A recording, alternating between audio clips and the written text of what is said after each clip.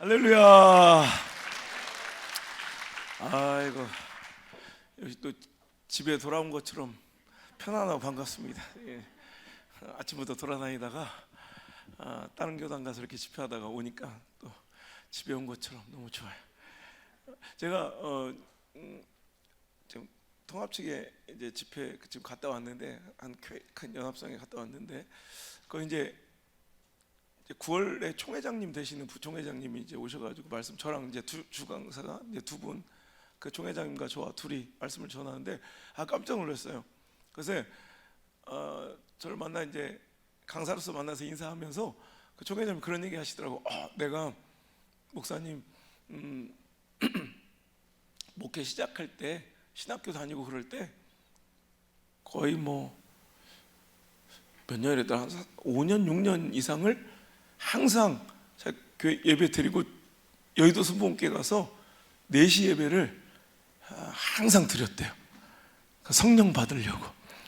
그러니까 우리나라 장자 교단의 그 큰 교단의 이제 총회장이 되시는 목사님께서 자기가 성령 받으려고 그래서 항상 몇 년 동안을 그렇게 순복음교회 와서 예배를 드리고 은혜를 받아 이렇게 이 자리까지 왔다. 놀랍지 않아요? 그래서 제가 오늘 모여있는 목사님 몇백 분하고 이렇게 얘기하면서 혹시 요즘에 순복음교회 가보신 분 그랬더니 아무도 없더라고. 다시 불러드려야 될 줄 믿습니다. 성령의 목마른 자들, 그 임재가 정말 갈망하는 자들, 우리 어제 기도처럼, 오늘 기도도 잘 하셨는데 어제 기도처럼 편애하는 것 같아서 그러죠. 저수지 같은 우리 성령교단 되었으면 좋겠습니다. 옛날에는 성령 받고자 하면 우리 순복음교회를 찾아왔다고요. 이제 그래야 될 줄 믿습니다. 오늘 만난 목사님들은, 그 부목사님들 제가 만난 아무도 순복음교회 가지 않는데, 옛날하고 뭔가 없으니까 안 오는 거 아니에요. 우리 뜨거운 성령의 역사가 다시 한번 불듯 일어나는 진정한 여러분 저수지가 우리 순복음교회 되기를 주로 축복합니다.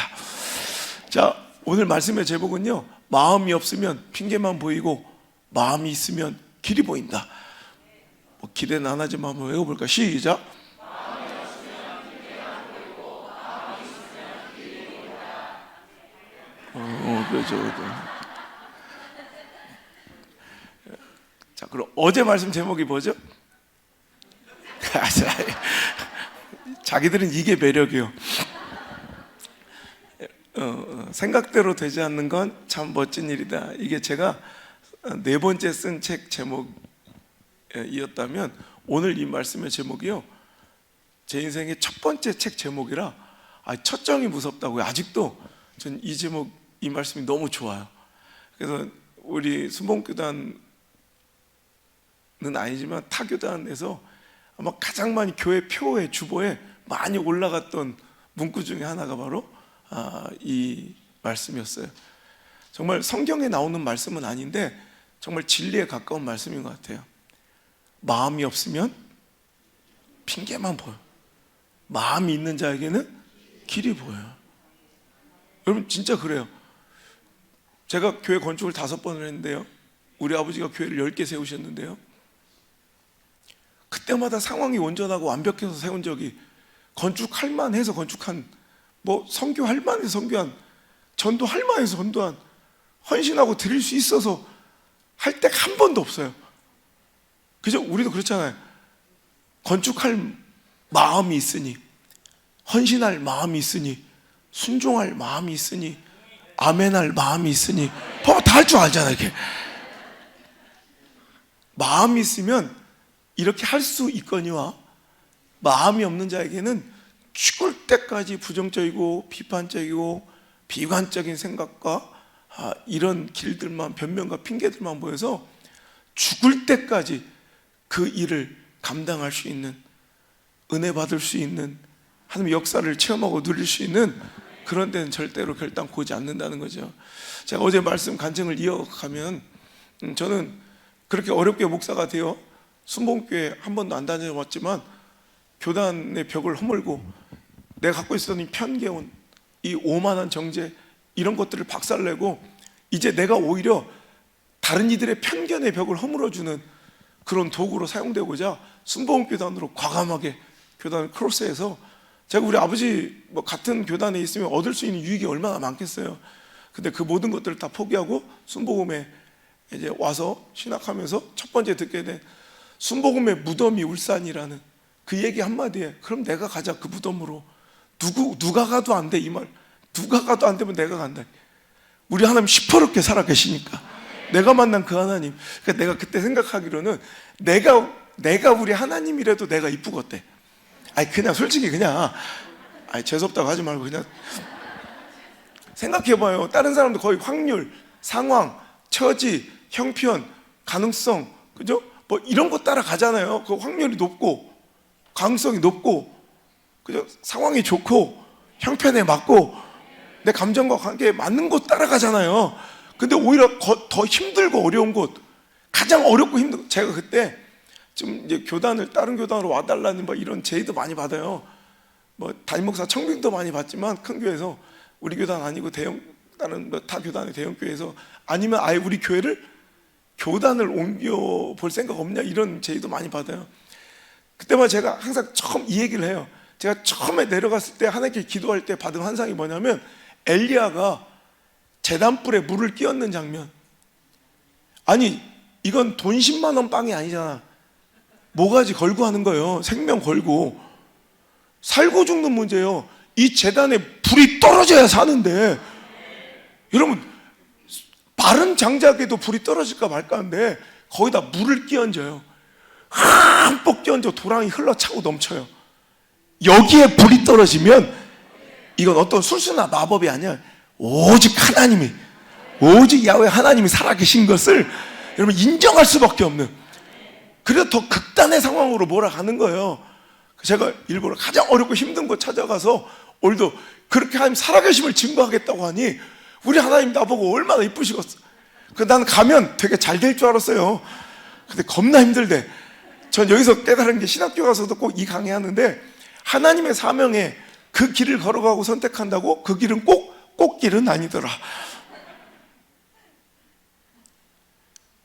하지만 그 좁은 길을 선택하에, 여러분 그 사명의 꿈길을 선택해 가면 언젠가는 하나님께서 그 길을, 그 꿈길을, 그 사명의 길을 꽃길로 만들어 주실 수는 있어도, 여러분 그 길이 꼭 꽃길인 것을 보고 하나님 뜻인지 아닌지를 분별하는, 이거는 굉장히 위험한 신앙의 기준이라는 거죠. 제가 제일 먼저 힘들었던 건, 어제도 얘기했지만 저는 4살 때부터 우리 아버지 목양지에서 충청도에서만 살았어요. 근데 지금까지 전 뼛속까지 지금 충청도 정서가 배어 있다고요. 충청도 사람한테 가장 안 어울리는 곳이 경상도야. 왜냐하면 경상도 너무 직설적이야. 아니면 기래 충청도선 상상도 못할 일이에요. 충청도는요, 자기 속내를 드러내지 않는 걸 예의라고 생각해요. 특별히 부정적인 표현은 잘 안 해요. 예를 들어 이러고요, 충청도 사람들은 어쩌? 오늘 밤에 그 부흥회 갈게요? 그럼 이게 안 간단 말이에요. 이게 아니 갈게요 안 갈게요? 그럼 좀 그래요. 가장 완곡한 부정의 표현이 좀 그래요. 그러니까 여러분 혹시 시부모님이나 뭐 충청도 분 만나시면 뭔 제안을 했을 때 여러분 주변 충청도 분이 선뜻 대답을 안 하고 몸을 베베 꼬거나 땅을 파거나 날씨 얘기를 주저리 많이 하면 그거 싫다는 얘기요. 자꾸 물어지 마라. 제가 거제 연합성회를 3년 연속 갔단 말이에요. 그랬더니 거기 목사님들 이제 친해지니까 저한테 이제 얘기를 해주는데, 한 목사님이 목사님 자기 충청도에 관련된 일을 얘기해 주는 거예요. 가족회에 맨날 뭐 우리 한국에서 갈 수 있는 여행지가 뻔하잖아요. 국내 여행지가. 그러니까 이번엔 좀 안 가본 데 가보자, 가족회에서. 그래서 난생 처음 충청남도 부여에 갔대요. 그 리조트에 가는 길에 그때 수박금이 한참 비쌀 때 길가에 한 할아버지가 수박을 몇 덩이 쌓아놓고 팔고 있더래요.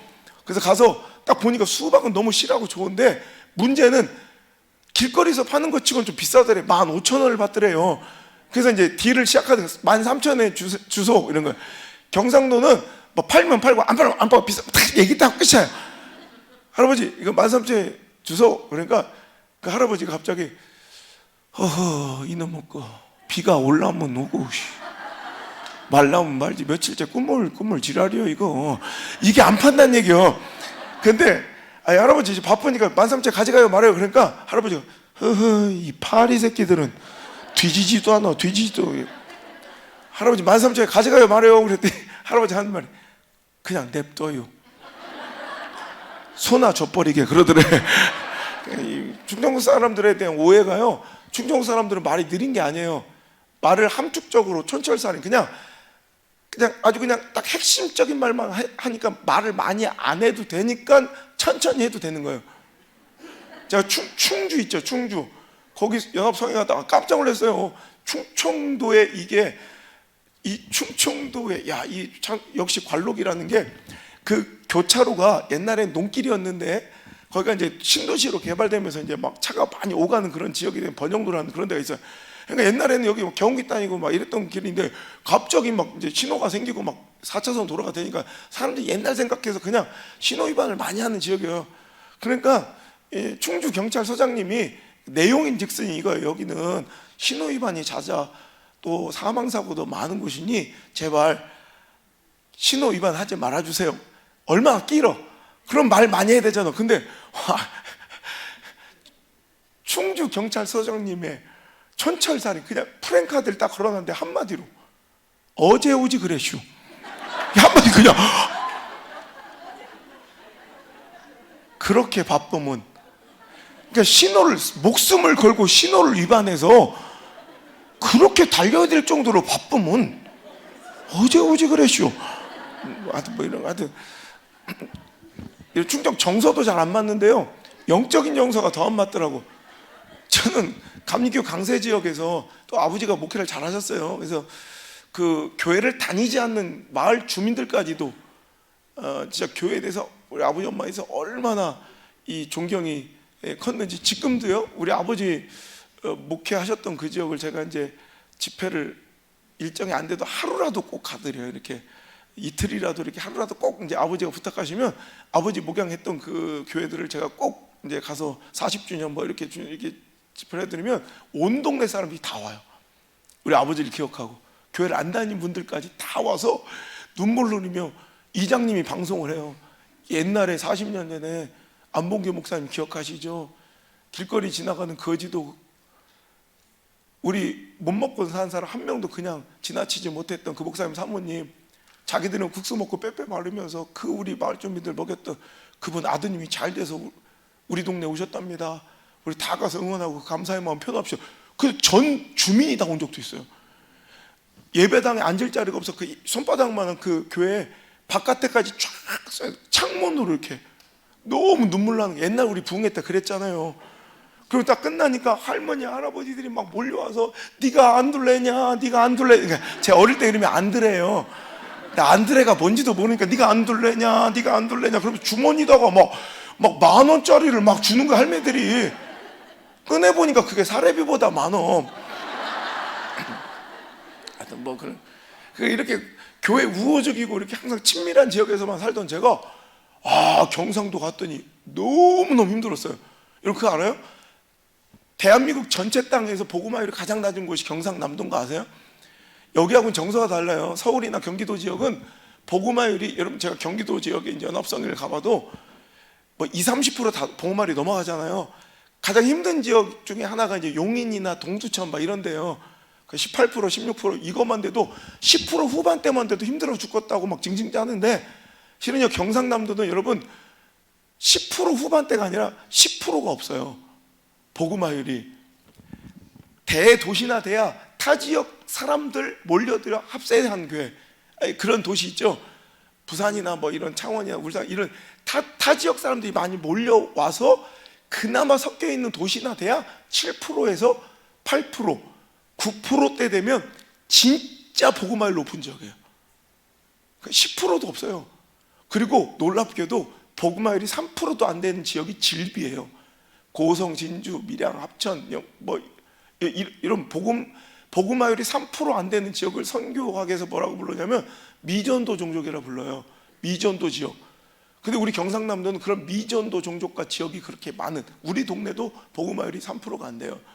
그러니까 그 안티 기독교 정서가, 교회를 싫어하는 그 반 기독교 정서가 얼마나 강하고, 불교 행사는 그냥 길을 막고 해도 되는데 교회는 십자가 불빛이 자기 창문에 붙인다고 돌을 던지고 막, 정말 난 이런 정서를 처음 보니까 너무 힘든 거야.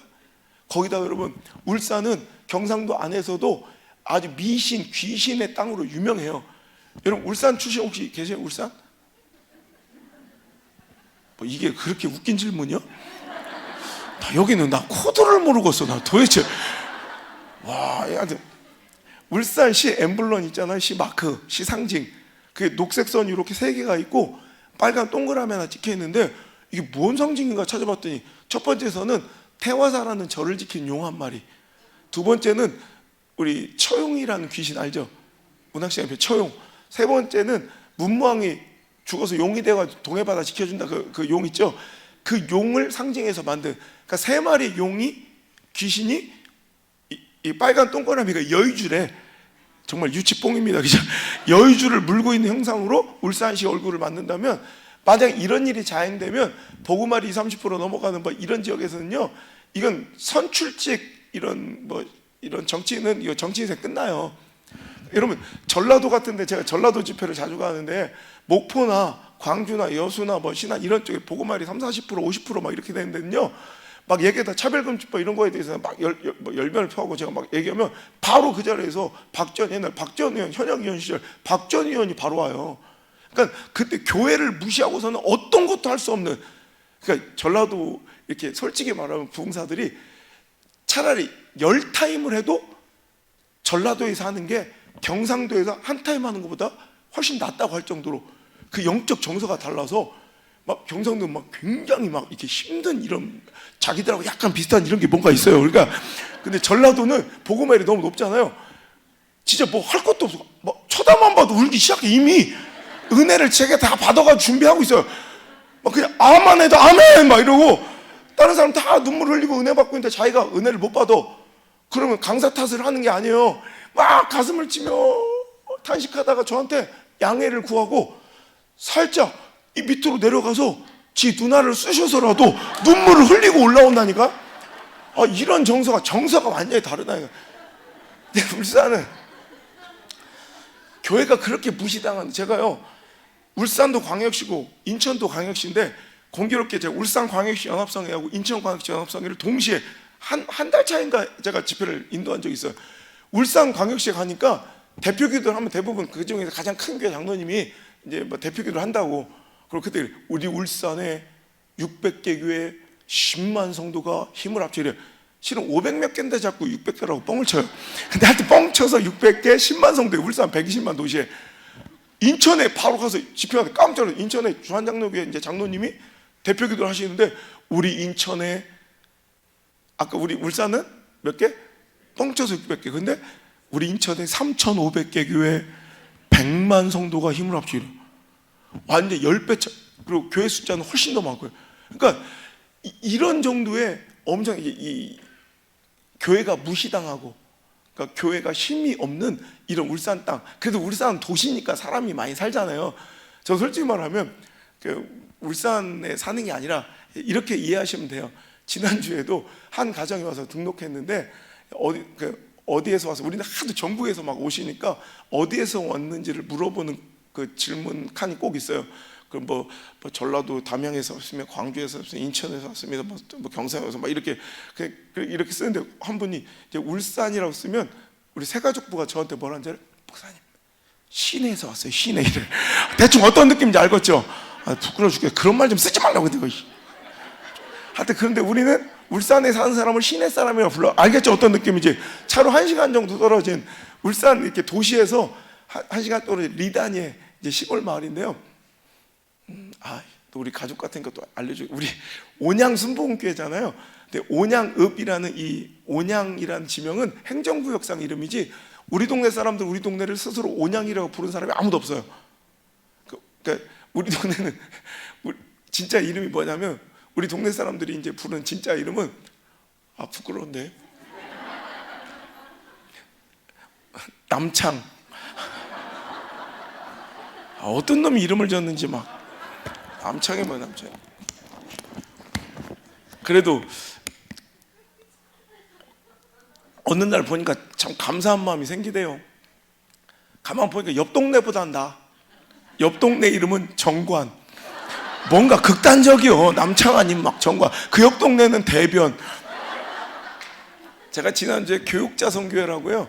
그 전국에 3만 명 뭐 교사, 교장, 교감, 뭐 교수 뭐 이런 분들 3만 명이 교육자 선교회라고 있는데 거기 이렇게 선생님들이니까 다 이 얘기하니까 이제 알더라고. 그 교사들은 그 교사들 신문 언론에서 봐가지고 그 대변 초등학교라고 있어요. 대변. 그러니까 거기서 얼마 전에 뉴스에도 나고 신문에 났어요. 한 아이가 초등학교 5학년짜리가 저도 경시대에 나가서 우리 학교 이름을 자랑스럽게 불러보고 싶어요. 그래가지고 학교 이름을 바꾸자고 동문들한테 편지를 보내는데 동문들은 왜 학교 이름을 바꾸냐. 난 대변 국민학교, 대변 초등학교를 나왔는데 그러니까 아이들이 막 너무 놀림받는 거야. 난 똥냄새 난다고 저리 가라 막 이러니까.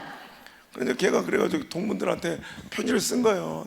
나도 이제 놀림당하기 싫고 어디 대회 나가가지고 우리 학교 이름 자랑스럽게 한번 외쳐보고 싶다. 그래서 이번에 이름이 바뀌었어요. 근데 그래가지고 내가 얘기하니까 선생님들 다 알더라고. 그 동네가 대변 거기가 우리 동네예요. 그래서 아실라 모르겠다. 혹시 우리나라에서 해가 가장 먼저 떠오르는 곳이 어딘지 알아요?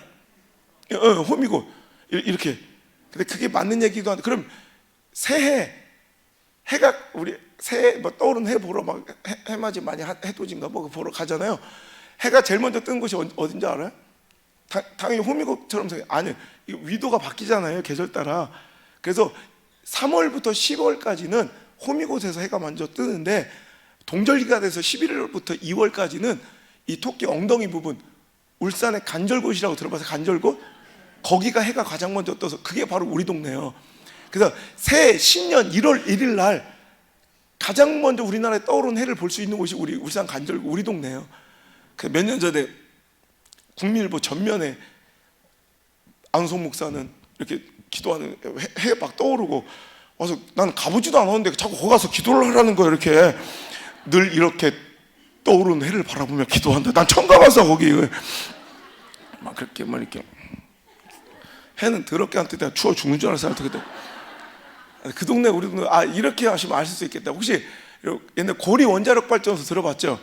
이번 뭐 문재인 정부에서 오르코기 할 때 뭐 그걸 뭐 진리 만리 막 국민투표 그 원자력 발전소 있는 데가 바로 우리 입구 마을이 우리 동네 남창. 그래서 한번 나중에 놀러 오셔요. 하여튼 횟집은요 끝내주는 게 뷰가 전 세계 내가 전 세계 뭐 전국을 다 돌아다녀도 끼케야 횟집에서 오션 뷰잖아. 우리는 원자력 뷰. 눈앞에 원자력 발전소를 보면서 회를 먹을 수 있는 동네 우리 동네밖에 없어. 이거 뭐 방사능을 먹어서 그런지 막 육질이 쫀득쫀득해서 갑자기 성장판 열리고 목사님 머리가 날 수도 있어요. 갑자기 그런 신비한 일들이 막 벌어지는 동네가 우리 동네예요. 그 시골 마을에 총각 전수대가 생계척하러 오니까 사람들이 다 손가락질하는 거에 미쳤다고. 왜 있는 교회들도 문을 닫고 있는 형편이. 여러분 요즘 농어촌 교회 현실이 옛날에 농어촌 교회는 한국교회 부흥의 모짜리 모판이라고 불렀어요. 아시죠? 대형 교회가 이제 서울의 대도시에 대형 교회가 세워지는 것이 이 각 농어촌 지역 교회들이 농어촌 그 고향 교회들이 일꾼들 복음을 잘 전해온 사람들이 이제 일자리를 찾아서 이제 도시로 왔다가 거기서 대형 교회를 형성하는. 그래서 한국교회 부흥의 모판이다 불렀던 이 고향 교회 농어촌 교회들이 지금 다 쇠락하고 있는 것이 통합교단에서 얼마 전에 내놓은 자료에 의하면 한국교회 농어촌교회 자연 감소율, 성도의 자연 감소율이 몇 프로 정도 되는지 알아요? 1년에 성도의 자연 감소 숫자가 무려 15%에서 30%까지 난대요. 순복음교회는 뭐 다 좋은데 목사님들고 장로님들 좋고 막 다 좋은데 딱 두 가지 아쉬운 점이 있네. 하나는 내가 아직 말 못하겠고 하나는 안 놀래. 뭔 얘기를 해도 사람들이 생각이 눈알만 깜빡깜빡하고 이 정도면 난 은사라고 봐야 돼요. 안 놀래. 은사를 받아서 무슨 풍파를 그렇게 많이 만나셨는지 웬만한 얘기에는 뭐 눈알도 하나 깜짝 안 하는. 여러분 생각해봐요. 100명 교회가 있다 칩시다. 시골에 100명 성도 있는 교회도 잘 없어요. 그런데 1년 지나면 몇 명이 빠져나간대요. 15%면 15명 이상이. 그도 그럴 것이. 생각해보세요. 어린이들 많으니까 돌아가신 분들 많아요. 고령화돼서. 자녀들은 학업이다 취업이다 나이 차면 나가야 돼요. 그러니까 시골교회가 지금 몰락하고 있어서 우리 지역에도 연합회에 보면 한 50교회 있는데 그중에 주일학교 있는 교회가 5교회가 채 안 돼요. 그러니까 그렇게 어려운 시골, 지금 간판이 다 떨어져 나가고 교회가 술집으로 팔리고 이단한테 팔려나가고, 진짜 이렇게 지금 교회가 문을 닫아가는, 그나마 감사한 것은 뭐 그냥 다른 교회가 또 들어와서 간판만 바뀌고 십자가라도 사려워져 있으면 감사하다고 하는 그 시점에, 아니 그 총각 전도사가 혼자 여기가 어디라고 또 개척을 하러 오니까 사람들은 다 뭐 미쳤다고 미쳐서 손가락질을 하는 거예요. 그래서 저는 우리 아버지 교회만 보고 자라서, 우리 아버지 시골에 목회했지만 성도 몇백 명 있었거든. 그래서 저는 믿음이 있었죠. 야, 근데 힘들긴 힘들게. 제가 광주에서 연합성회를 이렇게 크게 인도하고 나서 한 목사님 찾아오셔서, 우리 교회 너무 시골이고 너무 어려운 교회인데 목사님, 우리 같은 어려운 교회도 목사님 모셔서 집회 좀 하고 싶다고. 그래서 제가 일정이 안 되잖아요. 막 솔직히 제 몸뚱아리가 3개만 됐으면 좋겠다고 그래요. 그때만 해도 한 5년 정도 일정이 다 차 있을 때라 제가 죄송하다고. 그래서 그때 시작한 게, 여러분 뭐 국민일보에서 많이 보셨겠지만, 제가 이렇게 주일 월화 한 교회, 수 목 금 한 교회 메인 집회를 하루도 안 쉬고 2개 교회씩 일주일에 하고요. 이 새벽이나 오전 오후는 각자 이제 그 지역에서, 한번 전라도면 전라도, 뭐 경기도면 경기도, 경상도면 경상도, 딱 그 충청도면 충청도, 딱 그 지역에 1시간 정도 거리 안에 있는 작은 교회들을 제가 자비랑 무료로 집회를 가드리는 거예요. 그러니까 그 교회는 뭐 몇십 명 안 되니까 뭐 10명, 20명 되는 교회는 자기들만 한 번 휴가 내면 되잖아, 하루만. 그럼 제가 이 3일 저녁 집회 할 걸 10시부터 4시까지 쭉 이어서 이렇게 점심 먹여주며, 제가 집회까지 제가 식사 다 사줘요.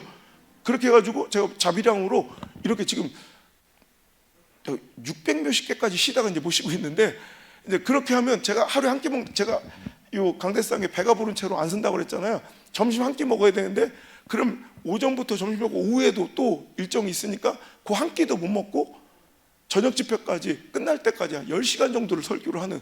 그럼 다리가 지금 이제 너무 아파서 이제 지금 잠깐 중단하고 있는데, 그러면 내가 목사님, 내가 인근에 있을 때 그렇게 하루 집회라도 자비량으로 가드리겠습니다. 너무 검사, 지역이 어딥니까 했더니 해남 땅끝마을 거기래. 뭐 상관없지, 전국을 다니니까 우리 수행비서한테 일정 봐라. 저 해남하고 가장 가까운 일정 어디냐 했더니, 목포 연합성회가 2달 뒤에 있는데 보니까 가장 가깝대. 그래서 알았다. 바로 옆이더라고. 가보니까 바로 옆이긴 옆인데 그 사이에 바다가 있어. 바다가 웬만하면 다리 놀만한데, 그러니까 가까운데 길은 이렇게 올라가서 이렇게 내려와야 돼. 2시간이 걸리더라고요. 약속한 거 어쩔 수 없어서 새벽 일찍 그냥 갔어요. 와, 가는데 만남부터 눈물이 나는데, 50대 초반에 젊은 목사님이 왜 고무신을 신고 다녀? 나 우리 아버지 또래인 줄 알았어. 허영 고무신을 신고 나를 이렇게 영접하러 나왔는데, 고무신 보고 눈물이 팍 터지는 거야. 가보니 예배당 요만해. 근데 딱 섰는데, 목사님 사모님 왜 나머지 전체가 머리가 하얘. 머리 허연분들 뭐라고 하는 게 아니라 좀 다채로움이 있어야 된다는 얘기를 하고 싶은 거예요. 뭐 검은 것도 있고 브라운도 있고 막 이렇게 허연 이게. 근데 완전 눈밥처럼 허해. 유일하게 검은 머리가 둘이에요. 그 목사님 사모님. 얼마나 힘드셨겠어. 그래서 내가 전심으로 이제 10시부터 5대까지 막, 거기다 점심도 안 먹고 이제 거긴 도시락 업체도 없더라고. 그래서 그 인근에 가장 가까운 중국집에 이제 막 부탁해가지고, 교인들은 밥 먹이고 저는 이제 골방에서 기도하고 나오니까, 이제 진심은 반드시 통해요. 진짜 진심으로 그렇게 자기들을 위해서, 교회를 위해서 이렇게 집회하고 제가 떠날라니까 86살 먹은 권사님 한 분이 막 뛰어나와서 눈물 흘리면서 내 바짓가랑 딱 잡는 거예요. 이럴 수는 없다. 제가 평생 신앙생활하면서 이런 건 처음 봤다는 거예요. 어떻게 강사님이 와가지고 사례비도 안 받고, 그리고 자기는 밥을 굶어 먹어요. 전송도를 밥을 사주는 게 어딨냐. 그리고 제가 이제 전도용품도 이렇게 전달하고, 그러니까 너무너무 제가 감격하고 감사하고 또 미안해서 그냥 못 보고, 또 전라도 분들이 정이 많아요. 그러니까 저한테 이대로는 보낼 수 없다고 차라도 한 잔 마시고 가시게. 그래. 86살 먹은 권사님이. 그래서 내가 지금 빨리 가야 연합성에 늦으면 안 되잖아요. 개교회 집회는 좀 오늘 늦게 오면 뭐 헌금 봉투라도 다 읽고 있으면 되고 찬양 2곡 더 부르면 돼요. 그런데 연합성에는 막 난리가 생난리가 나요. 내가 마음은 알겠는데 바둑관을 잡고 있는 그 권사님한테, 누님 미안한데 내가 늦어서 그래요. 나 좀 놔줘. 내가 꼭 여유 있을 때 다시 올게. 그때 우리 누님이 뭐라는 줄 알아? 지금까지 다시 온다는 놈 치고 오는 놈을 본 적이 없다네. 본 적이.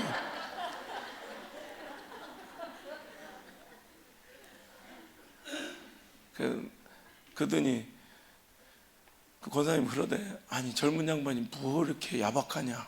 이 노인네가 이렇게 부탁하는데 그걸 거절하고 갈 거냐. 차 한 잔 마시는 게 뭐 이렇게 시간 든다고. 그리고 우리 막내가 막둥이가 이미 커피를 타러 갔으니 곧 올 때가 됐대. 그 한 잔 마시고 가라. 그래야 자기 마음이 편하겠대. 그래서 누님이 또 그렇게 얘기하는데 알았다고. 그럼 얼른 갖고 오라고. 이미 타러 갔다니까. 아니 아까 타러 갔던 커피가 15분이 지나도 안 오는 거예요. 그러니까 난 계속 시계를 보게 되잖아요. 이제 늦었어요. 지금도 늦었는데 나는 시계를 계속 보지요. 바깥에 있는 우리 저기 수행하는 부목사는 담임 목사한테 뭐 대놓고 저기 항거할 수 없으니까 지가 할 수 있는 가장 큰 저항이 뭐냐면 훅가시요. 바깥에서 막 빨리 나와라 이거야. 막 그러니까 우리 권사님이 마음이 조급해진 거예요. 이제 강사는 막 시간을 보죠. 바깥에 훅가시를 놓죠. 그러니까 괜히 자기가 미안하니까 그 막내를 잡는 거예요. 막내 이놈의 젊은 것이 새파랗게 젊은 것이 말이야. 우리 바쁘신 강사님 붙잡아 놓고 어째 이렇게 행동이 굶떠 기다리게 만드시냐고. 그러면서 지놈께 커피를 심으러 갔냐, 커피를 따러 갔냐, 커피를 볶아오래냐. 그놈 먹고 믹스커피 뚜껑 따다가 뜨거운 물에 허가 저으면 되는 거니까 이 젊은 것이 이렇게 싸가지 없이 행동이 굶떠 되겠냐고 막 소리 지르는 거야. 그래서 누님 그러지 마라. 요즘 젊은 것들 다 그렇지 뭐. 걔는 역정내고 소리 질러서 갑자기 당황해서 뜨거운 물에 손이라도 튀면 어떡해. 내비 또 이제 기다렸으니까 이제 오겠지. 요즘 젊은 애들 다 그래요. 그렇지. 좀 있으니까 78살 먹은 할머니가 뭐 5분에 뭘 들고 와. 저게 뭐야? 저게 우리 교회 막내라는 거예요. 생각해봐요. 나이 40살 처먹은 놈이 78살 사주는 믹스커피를 먹는데 이거는 막 사약보다 더 써. 사약보다. 시대가 지금 이런 시대예요. 그런데 거기가 뭐 어디라고 그 시골 마을에 이 새파랗게 젊은 전도사가 와서 개척을 한다고 뚝딱거리니까 사람들이 다 손가락질 미쳤다고. 그래도 전 최선을 다해서 이제 내가 할 수 있는 모든 신대원을 서울로 막 다니면서 등짐 다 져가면서 못 찔러가면서 혼자 그냥 경험이 없으니까 또 돈도 없으니까 계약도 제대로 못하고 사기당해가면서 계속 돈대로 들고 힘은 힘대로 들고 지금 내가 다시 지면 한 달이면 질 수 있는 교회요. 내가 건물 지금 뚝딱 없지 한 달이면 져. 근데 그거를 1년여 가까이 그렇게 속삭여가며 이제 건물을 짓고요. 이제 내가 할 수 있는 일은 다 했어. 이제 하나님 역사하실 때만 남아서 너무 기대가 되는 거예요. 그러니까 아직도 진짜 교회는 이렇게 전왔는데 이 성물이 없는 거 하나도 진짜 아무것도 들여놓을 돈이 없는 거예요. 그러니까 옛날 우리 선배님들 얘기 들으면 우리 개척할 때 말이야. 사각에 짝 엎어놓고 가마떼기 깔아놓고 막 이런 얘기 많이 하시잖아요. 내가 딱 그 짝 음박 돗자리 있죠. 그냥 깔아놓고 사각에 짝 엎어놓고 말씀을 전해야 될 판에 돈이 없으니까 그냥 건물만 껍데기만 해놓고 근데 죽으러 한번 보면 어때? 여기저기서 이제 막 이제 이 소문이 들려오는데 저기 부산 쪽으로 가다 보면 조그만 이름도 없는 조그만 기도원인데 거기 가다 보니까 거기에 기도원에서 버린 강대상이 하나 있더라는 거예요. 그리고 그거 알아요? 기도원은 어지간하면 안 버려. 그러니까 기도원에서 버렸으면 어지간한 거예요. 가보니까 진짜 어지간합디다. 막 성경 외에 다른 거 올려놓으면 무너져요. 얼마나 복음적인 강단이에요 그게. 그때 딱 주워오다 보니까 옆에 칠이 다 벗겨진 버려진 이 장의자가 몇 개 있는 거예요. 그래서 그날부터 산 하나를 올라가는 거 혼자 걸어서 그래서 하나 짊어지고 하루 종일 내려오는 거예요. 그래서 한 개씩씩 주워오고 저 부산에 어떤 반송이란데 여자 목회자가 개척을 했는데 3년 동안 성도가 한 명도 없어야지 문을 닫았대. 거기 버려진 바깥에 내놓은 성물이 거기서도 몇 개 주워오고 여기서 또 어디 저기 예비군 부대 부산에 거기 이제 부대 내 교회를 한 대형 교회가 다시 세워주고 쓰레기 매립장에 그 군대 내 쓰레기 매립장에 그 성물이 그대로 쌓여있다는 얘기를 듣고 내가 그 부대 원사님 한 분을 꼬셔가지고 제가 이제 트럭 1톤짜리 트럭 하나 빌려가지고 갔더니 거기서 11자짜리 막 얼마나 무거운지 그걸 최대한 실을 수 있을 만큼 실어가지고, 와, 군부대 의자는요 너무 무겁기도 하고, 그리고 그 군부대에서 예배 드리는 애들이 거의 막 신실하진 않잖아. 다른 목적이 많죠. 그러니까 얼마나 지루했겠어 예배 시간이. 그러니까 여기 낙서가 얼마나 많은지, 군대 가면 애들이 마음이 정신이 피폐해지는지 가장 많은 낙서가 뭔지 알아요? 똥을 또아리를 얼마, 똥 마셔.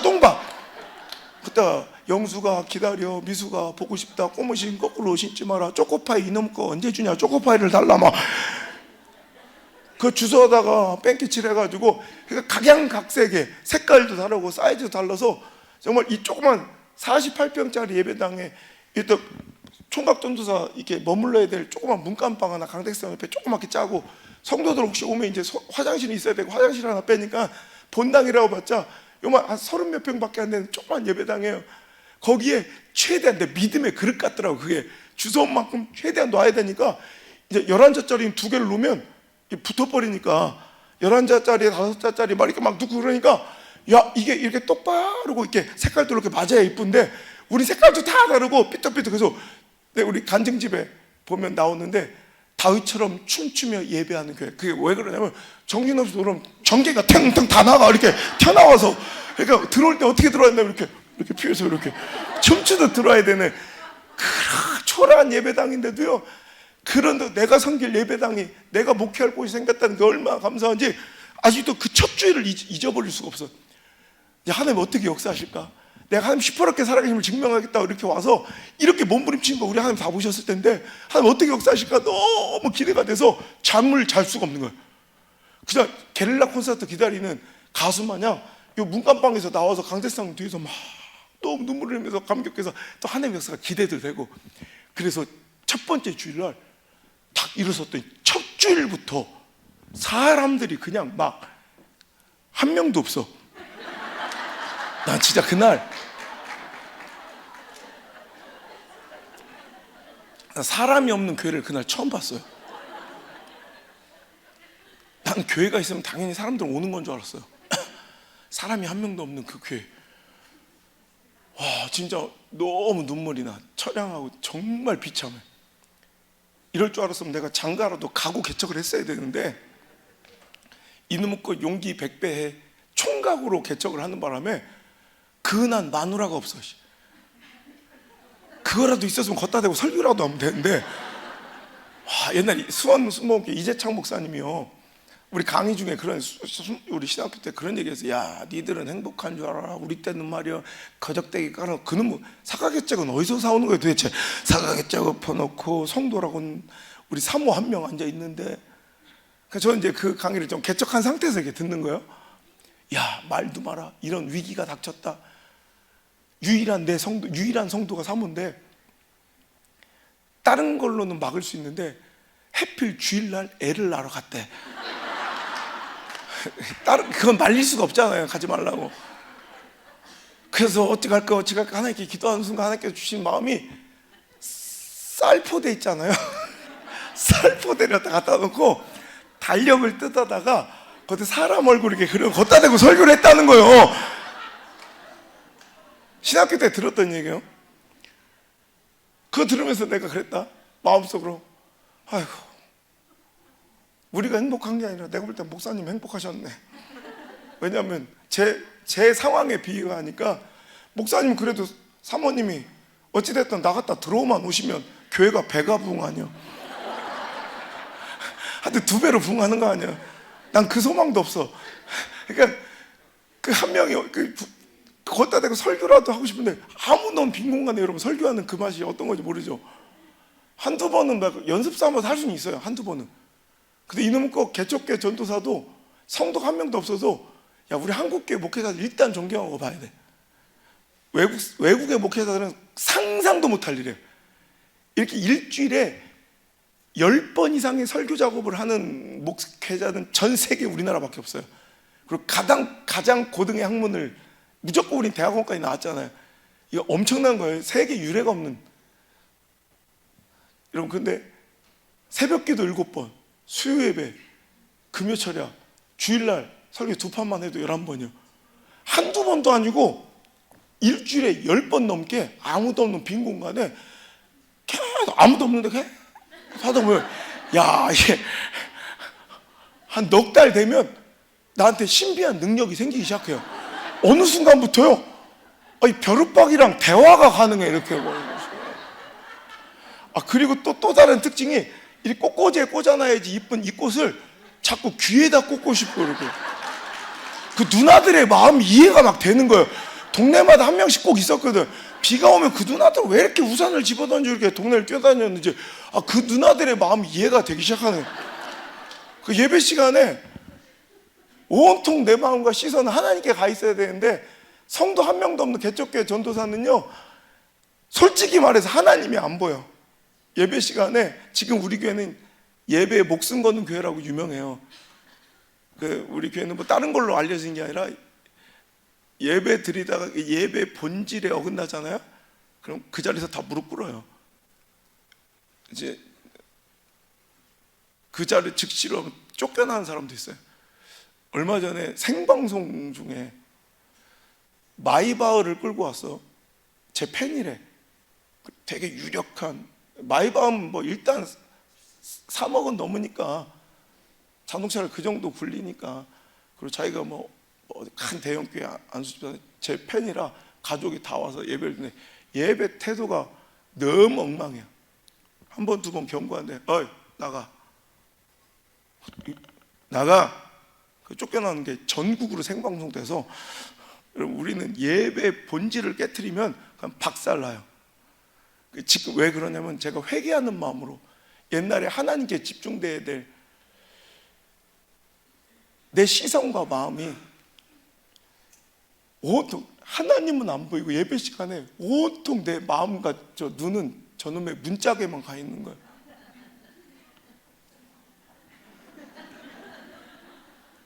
주님도 때로는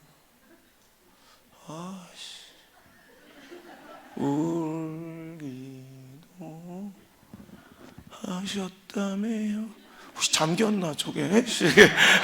저게 왜 잠기겠어요? 내가 들어올 때 다 열어봤는데, 그냥 그렇게라도 기대해보고 가서 문 한번 열어보고 오는 거예요. 혹시 저 문이 잠겨서 바깥에 누가 서 있지 않을까? 그 말도 안 되는 얘기지만, 여러분, 이 개척교회 목회자는 이런 마음이 있어요. 제가 한번 대전에 성시아 집회하는데 한 2,600명 모였는데, 제가 이설교랑 한 4,500명 이상이 펑펑 울더라고. 다 개척교회 목사님 사모님들이에요. 그 마음을 아니까. 아무도 없는 그 빈 공간에 그 성도 한 명 기다리다가, 진짜 저 문을 한번 열어보고 확인하고, 오늘도 또 혼자야. 그 무거운 발걸음으로 이렇게 오면, 여기처럼 뭐 3단 이렇게 되는 게 아니라, 옛날에 제 첫 성전은요, 부럽고 한 단, 제가 직접 부럽고 이렇게 한 단 싸서 내가 지은 20cm짜리 강대상인데, 그 20cm가 저 벼락 절벽보다 높아요. 못 올라가겠어. 억지로 꾸역꾸역 올라서 말씀 전하려고 하면 눈물이 막 진짜 성경을 못 읽을 정도로 눈물이 너무 비참한 거야. 이 정도만 해도 충분히 슬픔과 절망의 벼랑 끝에 서 있는 저를 이제 아예 그냥 낭떠러지로 떠미는 사건이 예배 중에 벌어지는데, 저 열리지 않는 저 문, 개척교회 문은 철옹성이에요. 웬만하면 안 열려.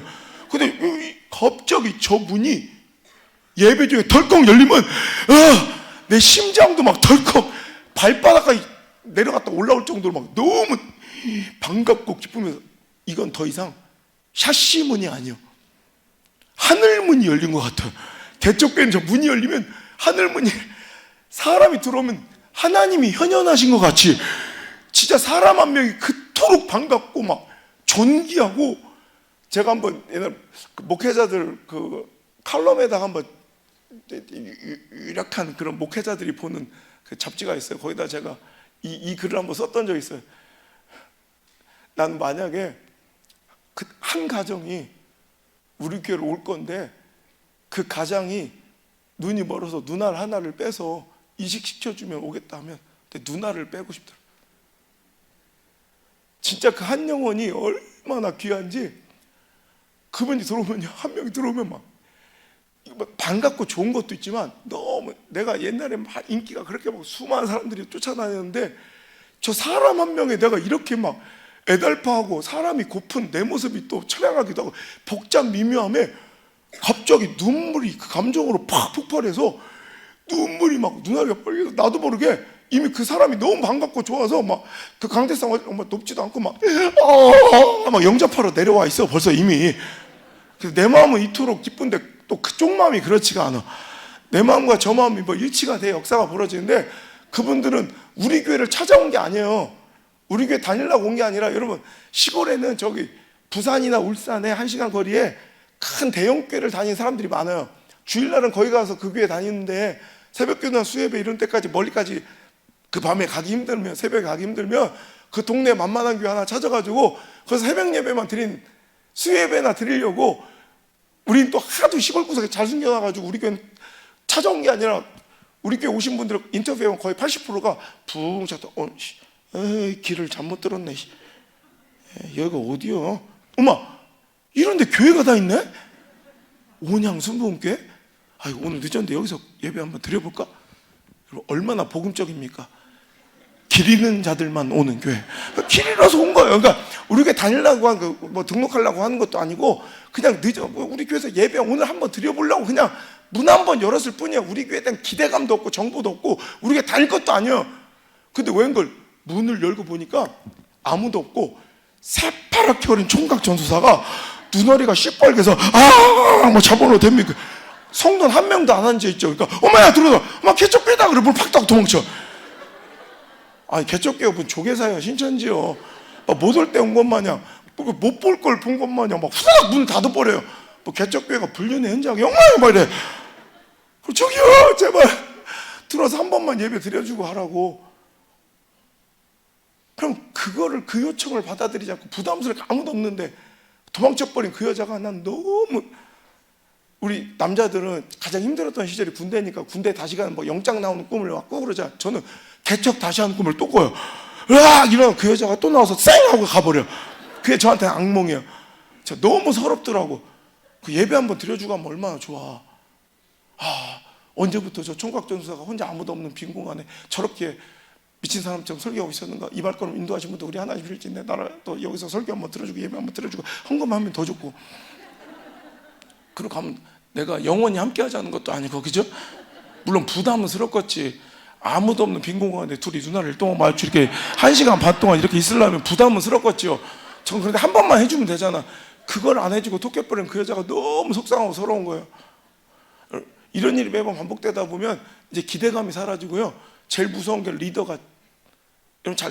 리더가 절망을 받아들이거나 패배를 익숙해져 버리면 끝나는 거예요. 마귀는 일일이 공격 안 해요.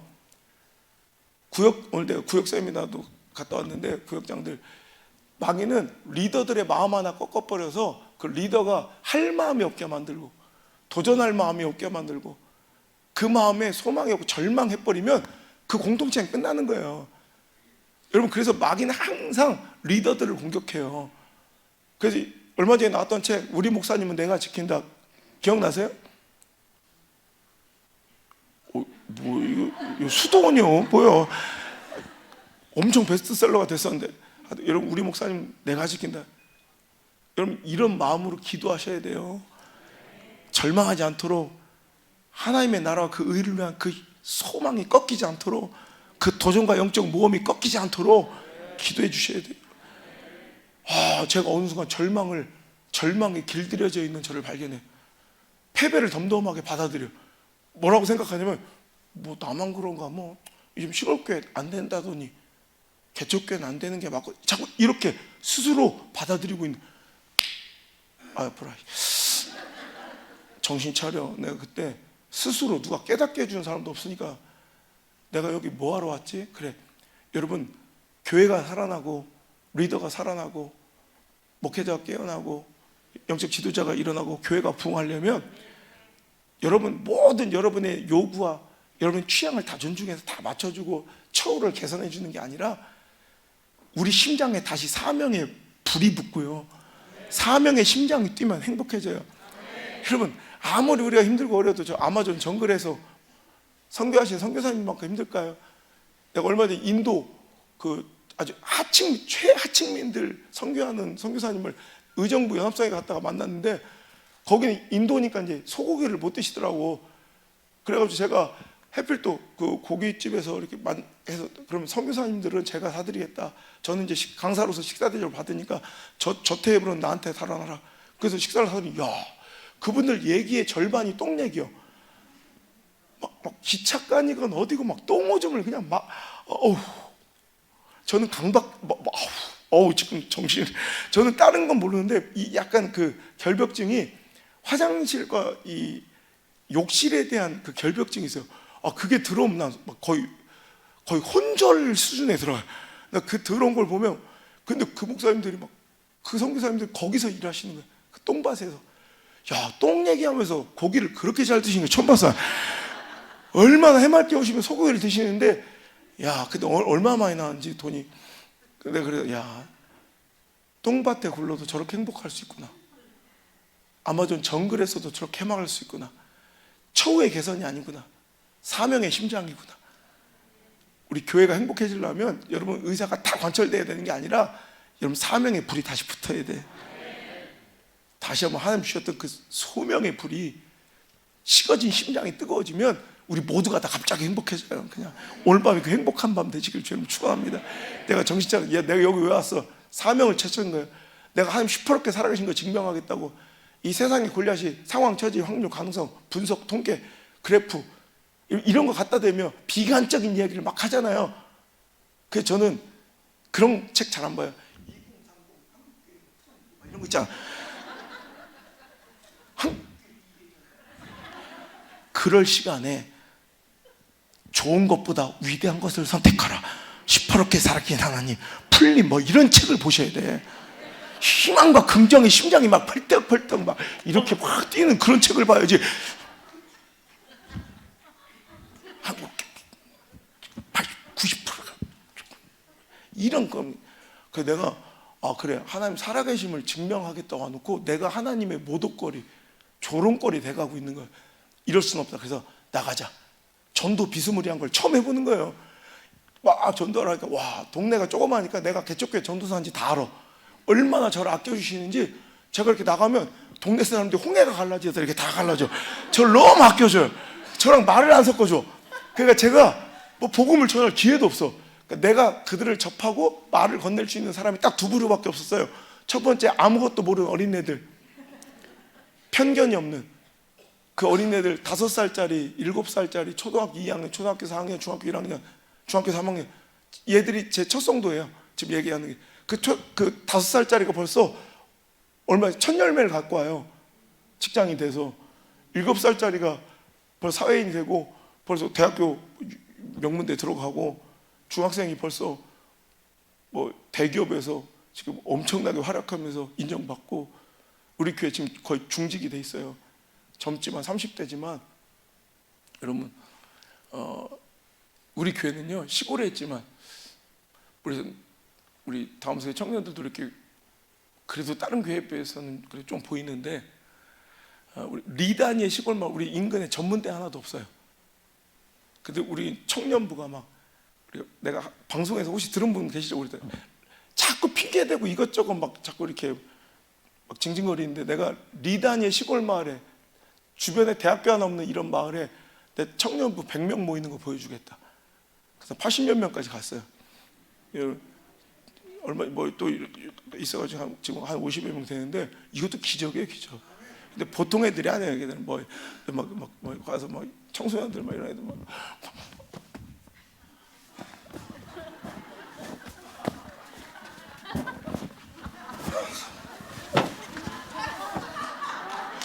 앉아가지고 이런 것들이 예배예요, 이게? 아이고, 우리가 좀 두드려 맞아요, 우리는 어르고 달래서 데려와서 널브러져 앉아 스마트폰 보고 이런 게 아니라, 우리는 교회 다닌다고 두드려 맞고 핍박받고 다리가 부러지고, 세례받는 날 꽃다발 들고 오잖아요. 가족들이 세례받는 날 지 아버지가 식칼 두고 죽여버린다고 교회로 난입하고. 제 아버지가 교회 얘를 어떻게 세뇌를 시켜놨길래 이 목사 새끼가 다리가 부러졌는데도 얘가 기어서 교회를 가냐. 제 멱살을 잡더니 얘가 교회를 와도 네가 돌려보내라. 그렇지 않으면 이 교회 박살내겠다. 너 가만두지 않겠다. 이 동네 건달인데 그 진짜 우리 교회 다 박살냈어요. 뭐 강대 싼 거 다 부셨어요. 다. 뭐 걱정하지 말아요. 그래 다 씌었으니까. 나중에는 뭐 어떻게 또 이렇게 한 달에 두 달에 건너면 다 알거든. 그래. 나한테 와서 형님 죄송하다 못 알아봤다고 해서 무릎 꿇고 사죄하더라고. 근데 진짜 그 핍박받는 애들이, 우리 교회 청년부 청소년들은요 믿을지 모르겠어요. 100% 첫 열매를 다 드려요. 어떤 직장, 뭐 이게 한 번 드리는 게, 저는 아직도 첫 열매를 지금도 드리거든요. 첫 번째 소득은 무조건 다 하나님께. 믿는 집 자식들 잘 안 해. 난 우리 젊은 세대들 그거 하나는 했으면 좋겠어요. 나무 주연상, 나무 뭐 여우 주연상, 이거는 몇 번도 받을 수 있어. 축복은. 신인상은 딱 한 번이잖아. 하나님께 처음, 내 인생에 처음을 드릴 수 있는 이 영광은 놓치지 않는 우리 신앙의 명문가, 그런 인생들이 좀 됐으면 좋겠어요. 제가 중학교 때부터 길렀던 장로로 키운 애는, 걔는 수능 전국 석차 0.3%예요. 서울대를 붙어놓고도 우리 교회 목회관, 안수 목사의 신앙관, 가치관을 따라서 그 동네에서 최초의 크리스찬이야. 걔가 기와장 구워서 절에 공급하는 동네. 한 명도 지금까지 그 동네에서 크리스찬이 한 번도 안 난 첫 번째 크리스찬이 걔예요. 그래서 그 아이는 서울대를 안 가고 저처럼 이제 울산대 전액 장학생으로 수석으로 들어가서 졸업할 때까지 수석. 그래서 걔는 중학교 때부터 꿈이 현대중공업 들어가서 배 만드는 연구소 들어가는 게 꿈이에요. 그럼 무조건 포스트닥터까지는 해야 돼요. 그 대학원 과정 하면서도, 그럼 박사 과정 하면서도 돈을 쓰는 게 아니라, 서울대 왔으면 걔는 돈을 뭐 몇 억의 부채가 있겠죠. 그런데 올해 울산대에서 걔는 돈을 벌면서 지역 모든 기업 산업체로부터 돈을 받으면서 진짜로 벌써 한 8년 됐나? 8년 9년 됐나? 벌써 8년 됐나? 현대중공업에 입사를 했는데 200명 신입사원 중에 5명만 지방대야. 근데 그 중에 한 놈이 얘고요. 걔가 전체 1등이에요. 한 번도 전체 1등을 뺏겨본 적이 없고, 한 번도 S등급을 떨어본 적이 없고, 걔는 월급 위에도 특별수당, 특별 아이디어상을 받고요. 현대중공업의 역사를 새로 써서 현대중공업 역사상 최연소 기술사 알아요? 그런 게 있어요. 기술사는 웬만한 석박사들도 5년 6년 해서 잘 못 따고 그래요. 내가 이거 따와 6개월 만에 따왔어요. 최연소. 그래서 방송 나가고 강의도 하고 막 그래요. 걔가 그 30대 중반에 현대중공업 그 대기업 이번에 사규 바뀐 거 아시죠? 40대 임원 나올 수 있는 거 아시죠? 하여튼 걔가 그 임원 교육이 들어갔어요. 이명박 케이스예요. 이명박. 그 임원 교육에서도 걔가 헤드예요. 1등. 그런데 얼마 전에 무슨 일이 있었냐면, 내가 학교를 세웠어요. 2년 전에. 대안학교. 시대를 이끌어간 이 공교육은 이제 소망이 없어. 제가 미국 집회 가면 매년 한 달, 두 달 정도인데 미국에 정말 이제 한국교회 미래가 보이는 거예요. 그래서 보니까 우리 애들 국제학교에 보내보니까 뭐 우리 애들은 보낼 수 있는데 귀족 학교에, 솔직히 말하면. 근데 서민들도 이런 교육을 받아야 되겠다. 그래서 제가 일반 학원비밖에 안 되는 돈으로 나머지는 제가 다 이제 지원해서 학교, 그래서 많이 안 받아요. 그래서 딱 50명 안쪽으로만. 왜냐하면 받을수록 내 돈이 더 들어가. 그렇게 학교를 세워서 아이들을 소수 정예로 다니엘 같은, 다윗 같은, 요셉 같은, 에스더 같은. 생각해보세요. 우리 전 뭐 세대가 다 뒤집어져서 나라가, 민족이 산란한 게 아니에요. 역사가 뒤집는 게 아니라 다니엘 한 명 나오면 돼. 요셉 한 명 나오면 돼. 제가 15년에 제가 매년 워싱턴에, 매년 올해도 4월 26일 날 제가 이제 워싱턴 집회 가는데, 제가 15년 20년 뒤에 만나자고 그랬어요. 내가 한국 교계 또 정치인들 최고 정치인들 데리고 내가 갈 테니까 너도 상원의원 데리고 나와라. 그래서 거기서 백악관 앞에서 예배 드리기로, 그래서 매년 제가 백악관 앞에서 기도하는데, 그 인물들을 키워가는 작업을 하는데 솔직히 어떻게 할 줄 모르겠는 거야. 근데 갑자기 아까 그 친구가 오더니 제 목양실로 똑똑 들어오더니 갑자기 무릎을 꿇어. 목사님 걷어주십시오. 목사님 사역에 저를 사용해 주십시오. 사표 내고 왔습니다. 사표 내고 와서 2년 동안 지금 무급으로 지금 일하고 있다가 이제 올해부터는 제가 집 사주고 평생 내가 너희 가정, 네 자녀까지 내가 다 책임진다. 그래서 집 50평 넘는 거 하나 사주고, 이번부터는 웬만한 뭐 거기보다는 안 될 수 있겠지만 지금 뭐 충분히 살아갈 만하게 내가 이제 월급을 주고 있는데, 또 중요한 건 그 부인을 내가 골라줬거든요, 집회 다니면서. 왜냐면 장로만 잘 세우면 되는 게 아니라 그 부인 권사를 잘 세워야겠대. 일끝 당회해놓고 집에 가서 침실당해서 엎어져 와. 그럼 돌아버리는 거야. 그래서 내가 그런 걸 많이 봤거든. 그래가지고 제가 돌아다니면서 그 권사감을, 그 장로의 버금가는 권사감을 찾으려고, 통영에 한 고신측인데요, 어느 정도로 힘드냐면 내 차가 못 들어가요. 여기도 좀 힘든 지역인데 여기는 양반이 길이 아예 안 돼. 그래서 저 마을 해관에 세워놓고 걸어가야 돼, 교회까지. 푸세식 화장실을 써요. 근데 거기에 난 목사님 딸인 줄 알았어. 딱 보면 목사님 그 마음이나 이렇게 딱 사역하는 자세를 보면 내가 다 알겠다. 근데 또 하나씩 찬양을 인도하는데 그 조그만 예배당, 그 조그만 교회 너무 이쁜 거야. 생긴 게 이쁜 건 아니에요. 그 마음이 이쁜, 괜히 또 뭐 오해하면 안 돼. 생긴 건 별로야. 근데 진짜 그 신앙이 막 너무, 제가 참 이뻐요. 제가 알고 보니까 초등학교 교사인데, 어렸을 때 초등학교 때 복음을 전해준 그 교회를 떠나지 않고 평생을 몸담아 섬기며 부산에서 통영까지 그 새벽기도를 나오는 거야. 그래서 목사님은 진짜 아버지처럼 섬기더라고. 그러니까 내가 진짜 아버지 딸인 줄 알았어. 그래서 제가 쇼하는 건지 진짜 제 개를 보러 3년을 그 교회를 3년을 집회 가줬어요. 그 조그만 교회. 근데 똑같더라고. 그래서 됐다. 하나님께 기도하고 응답받아서 전주에서 이렇게 청소년 집회 크게, 제가 이제 장교회들 모두 와서 몇백 명만 이렇게 내 돈 들여서 하는 집회가 있었어요. 그래서 불러서 둘이 엄지서 오게 인사, 안녕하세요. 결혼해.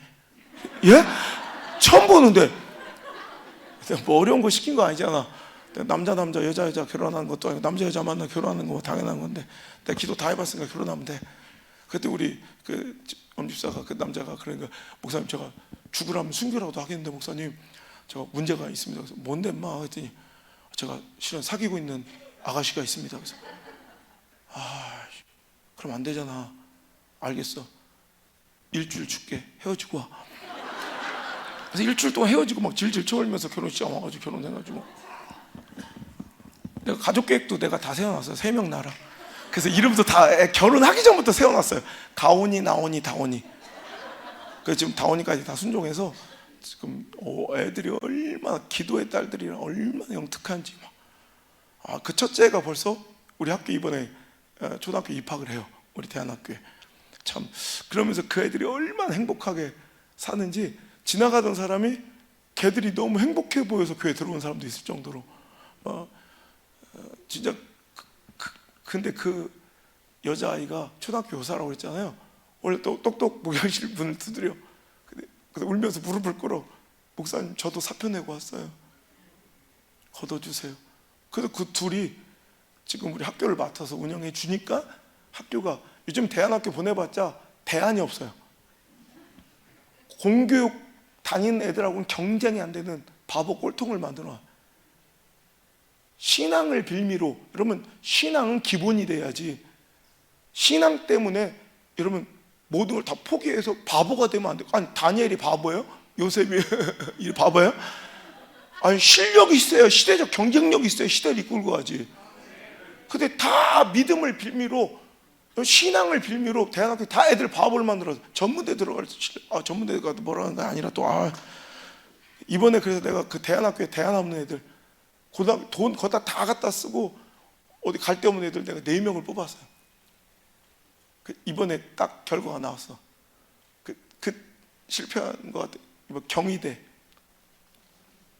한양대, 한동대, 부산대. 여러분, 경희대 최연소, 지금 역사상 최연소 대학원생 정치외교학과. 여러분, 이런 한동대는 그냥 뭐 다 가고, 놀라운 일들이 벌어져서 지금 난리가 났어요. 그리고 이제 우리 자식들이 이번 학기에 장학생으로 이제 미국을 주립대학들은 이제 들어가게 돼요. 제 아들 2명이. 여러분, 이거 하나님께 붙들리면 무엇을 붙잡아도 승리해요. 제가 내일 설교를 그거 하고 싶어요. 내일 오전 설교를 바꾸려고 갑자기 마음에 감동이 와서 듣고 싶죠. 기적과. 그럼 내일 와야겠죠. 월차 한번 써요. 월차 한번 써서 휴가라도 내서 내일 오전에 한번 모이시길 바라요. 제가 원래는 뭐 2차 3차 집회 갔을 때 한 설교인데 이상하게 내일 이 말씀 전하고 싶더라고요. 이 말씀 전하고, 제 목회 목표고요. 또 우리 학교의 교훈이 그거예요.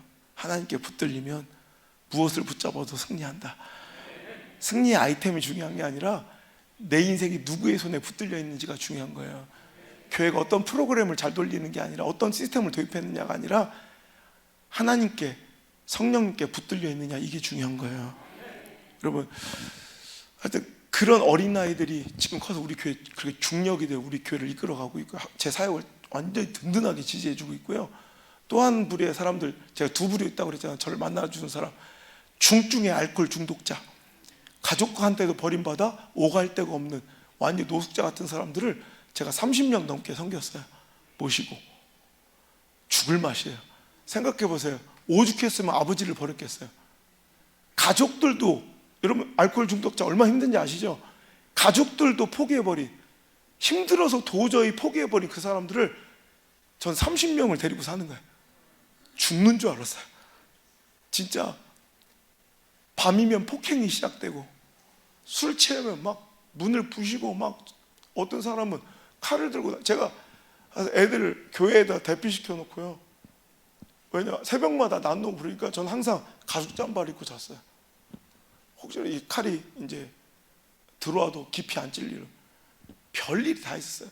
어떤 때는 제일 힘든 게 뭐냐면, 맞는 건 괜찮은데 사람이 잠을 못 자니까 미치는, 2시간을 이어서 잘 수가 없어.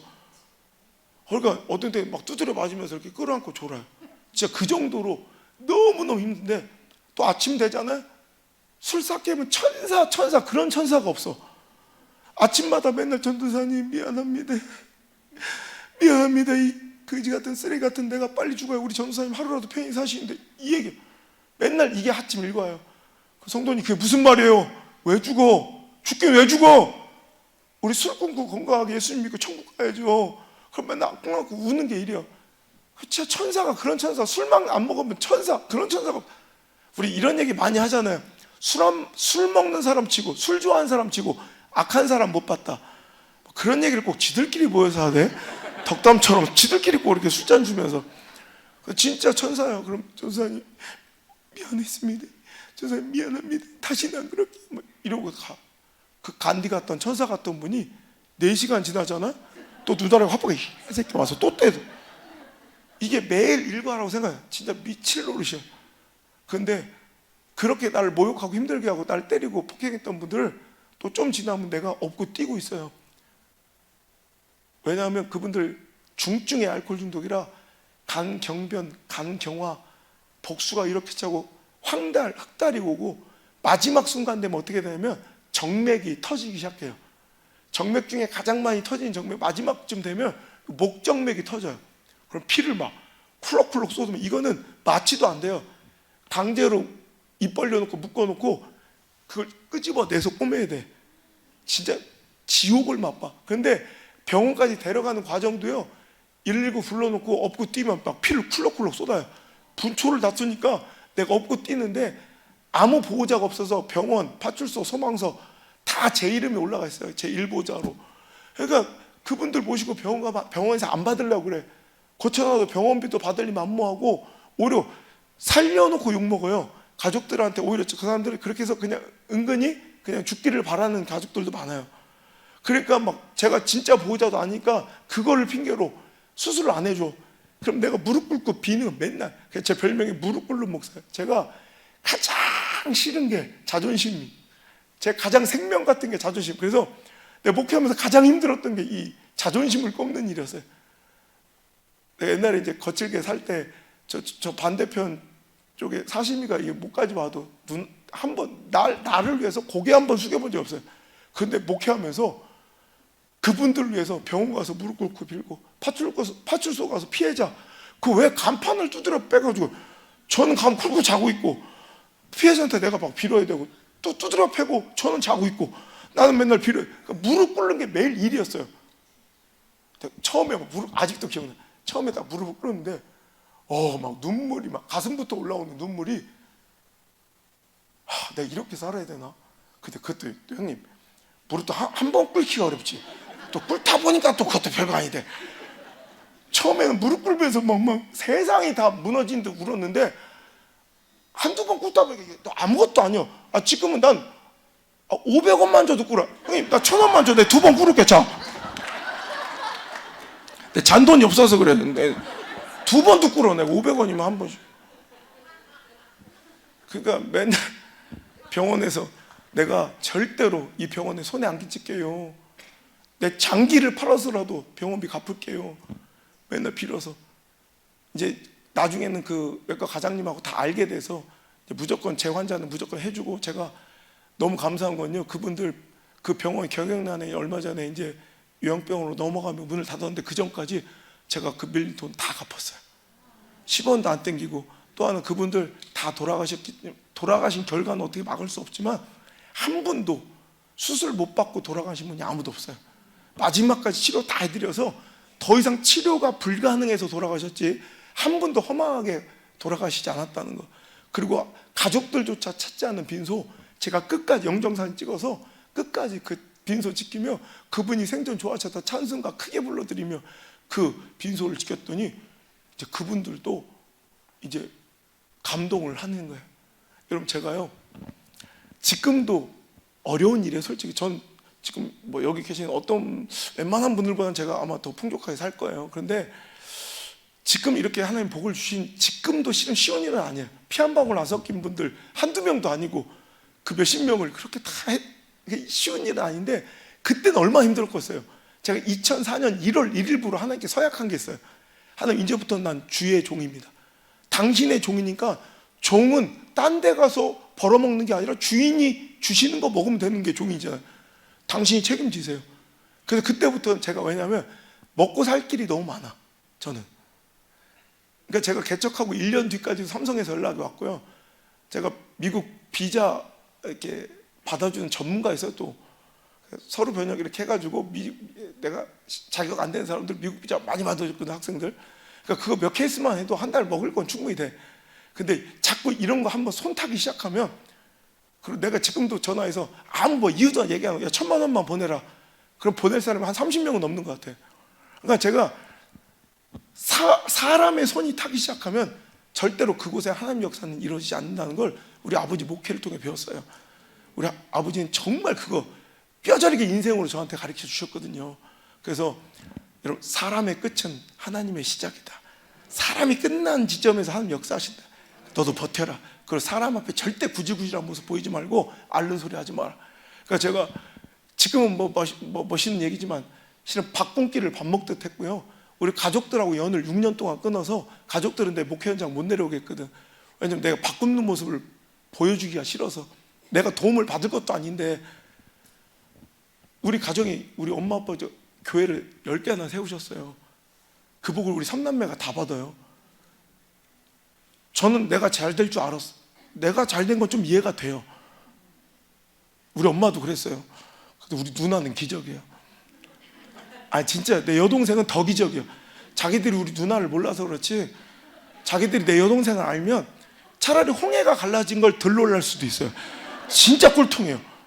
근데 하나님이 하시니까 와, 진짜 어마어마하게 잘 살아요. 그래서 그 두 가정이 뭐 내외지간이 누나네 여동생이 11조만 보내어도 웬만한 개척교회는 자립이 돼요. 그러니까 이게 무서운 거야. 그래서 내가 1절 10원도 안 받고 내가 아무것도 안 하고, 그때부터 이제 고통이 시작되는데, 요즘 밥 굶는 사람이 어디 있어요? 전 밥 먹는 게 밥 굶는 게 일이었다니까. 그래가지고 지금 제가 초심을 잃어버릴 것 같으면 꼭 하는 두 가지 영적 루틴이, 첫 번째로는 내 첫 번째 개척했던 내 피가 섞인 그 교회, 지금 고신측이 사용하고 있는데, 그 교회 가족들하고 다 가서 1시간 2시간 울면서 기도하고 와요. 이 감사와 풍족함을 겸손하게 누리지 못할 때가 있잖아요. 가끔씩 확해서 우리 가족들 다들 감사를 잃어버리거나 그러면 무조건 우리 가족들 다 가. 무조건 무릎 꿇고 기도하고, 또 하나는 내 일기장을 봐요. 30살짜리 그 안우성 전도사의 일기를 봐요. 맨날 울어요. 그리고 제 일기장 중에 2005년 4월, 5월 달 2달, 그때 사순절 기간이기도 했고 가장 어려웠던, 개척하고 1년 뒤인데 그 60일 2달 중에 제가 쌀 한 톨도 없어서 금식 아닌 금식을 했던 날이 40일이 넘더라고요. 내가 한 번 굶으면 우리 집사람은 한 끼를 더 먹을 수 있는 거예요. 우리 집사람 26세, 어제 얘기했죠? 했나? 내가 선봤다고? 얘기했구나. 내가 나중에 선본 얘기도 해줄게요. 극적인 얘기인데, 선봐서 한 달 반 만에 저한테 시집 왔는데 피아니스트예요. 2달 전까지는 드레스 입고 피아노 치는 여자가 2달 뒤에는 가난한 개척교회, 성도 한 명 없는 개척교회 사모가 돼서 배가 고파 울고 있는 거예요. 우리 내외지간에 배고픈 건 괜찮은데, 우리 첫째 아들 안드레가 뱃속에 있을 때요, 아들인지 딸인지도 몰랐어요. 왜? 돈이 없어서 산부인과를 못 가는 거예요. 우리 임신 증상만 있어도 산부인과 쪼록 가려가서 매주 가고 2주에 한 번씩 가고 5달 넘어서 배가 이렇게 불러서 처음 갔어요. 그러니까 초음파를 못 해가지고 아들인지 딸인지도 모르는데, 그 아이가 뱃속에 만삭일 때 집사람이 막 우는 거야. 아직도 그날 잊을 수가 없어.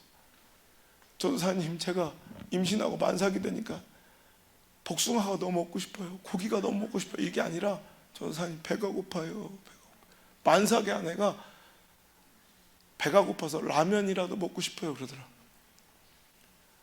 그때 집사람 짓고 와서 한 얘기인데, 그렇게 밥을 굶고 살아갈 때 삼성에서 연락이 왔을 때 제가 1초도 머뭇거리지 않고 그 제안을 거절하고 끊어버릴 때 죽여버리고 싶었대. 어느 날 이상한 소리가 들려서 문을 열어보니까 만삭의 그 어린 아내가 배가 고프다 못해 배가 틀어지게 아파서 배를 끌어안고요, 저한테 안 들키려고 입을 풀어막고 울고 있는 거야.